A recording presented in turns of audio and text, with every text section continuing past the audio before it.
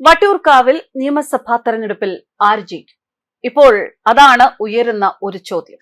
ഈ ചോദ്യത്തിന് ഒറ്റ ഉത്തരം മാത്രം: ആർ ശ്രീലേഖ.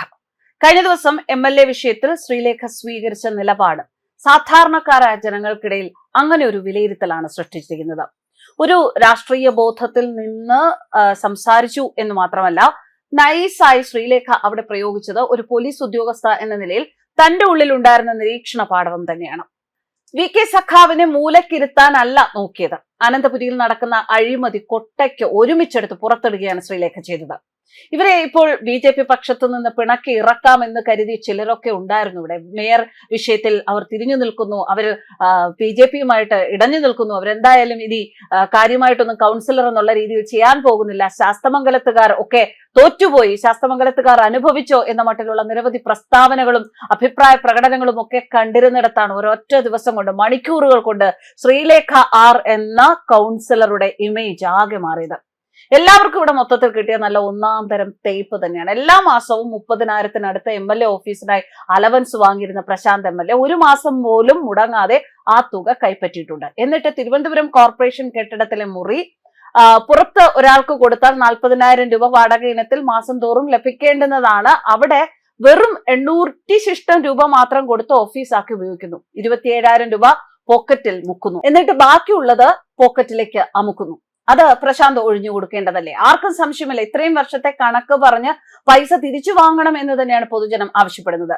എല്ലാ മാസവും 30,000-നടുത്ത് MLA ഓഫീസിനായി അലവൻസ് വാങ്ങുന്ന പ്രശാന്ത് MLA ഒരു മാസം പോലും മുടങ്ങാതെ ആ തുക കൈപ്പറ്റിയിട്ടുണ്ട്. എന്നിട്ട് തിരുവനന്തപുരം കോർപ്പറേഷൻ കെട്ടിടത്തിലെ മുറി വെറും നിസ്സാര തുകയ്ക്കാണ് ഈ കഴിഞ്ഞ ഇത്രയും കാലം പ്രശാന്ത് MLA ഉപയോഗിച്ചുകൊണ്ടിരുന്നത്. ഇനി കരാറ് തീരുന്നത് വരെ എന്തായാലും അത് ഇരിക്കട്ടെ എന്ന് തന്നെയാണ് പ്രശാന്ത് MLA പറയുന്നത്. എന്തായാലും പ്രശാന്തിന് എതിരായിട്ടാണ് എല്ലാവരും ഇപ്പോൾ സംസാരിക്കുന്നത്. കാരണം കോർപ്പറേഷൻ ബിൽഡിംഗ് ആണ്, അത് കൗൺസിലർക്ക് വേണ്ടിയിട്ടുള്ള ബിൽഡിംഗ് ആണ്. അവിടെ ഇത്രയും ദിവസം നിസ്സാര തുക വാടക കൊടുത്ത് ബാക്കി അലവൻസ് എല്ലാം കൈപ്പറ്റിയ പ്രശാന്ത് ചെയ്തത് ജനദ്രോഹപരമായ നടപടി എന്ന് തന്നെയാണ് ജനങ്ങൾക്കിടയിൽ ഉയരുന്ന അഭിപ്രായം. എന്നാൽ ഇപ്പോൾ ഈ വിഷയവുമായി ബന്ധപ്പെട്ട് യുവരാജ് ഗോകുൽ അദ്ദേഹത്തിന്റെ ഫേസ്ബുക്കിൽ ഒരു കുറിപ്പ് എഴുതിയിട്ടുണ്ട്. ഏറ്റവും പുതിയ ഒരു കുറിപ്പാണ്. എനിക്ക് തോന്നുന്നു ഏകദേശം 1 മണിക്കൂർ മുൻപോ മറ്റോ വന്ന ഒരു കുറിപ്പാണിത്. തിരുവനന്തപുരം കോർപ്പറേഷനിൽ മാത്രമല്ല കേരളത്തിൽ വ്യാപകമായി ഇടതുപക്ഷം സർക്കാർ സംവിധാനങ്ങൾ ഉപയോഗിച്ച് തന്നെയാണ് മുന്നോട്ട് പോകുന്നത്. നെടുമങ്ങാട് മുനിസിപ്പാലിറ്റിയുടെ കെട്ടിടമാണ് നെടുമങ്ങാട് ജംഗ്ഷനിലെ ടൗൺ ഹാൾ. നിരവധി സ്ഥാപനങ്ങൾക്ക് വാടകയ്ക്ക് നൽകുന്ന മുറികൾ ഇവിടെയുണ്ട്.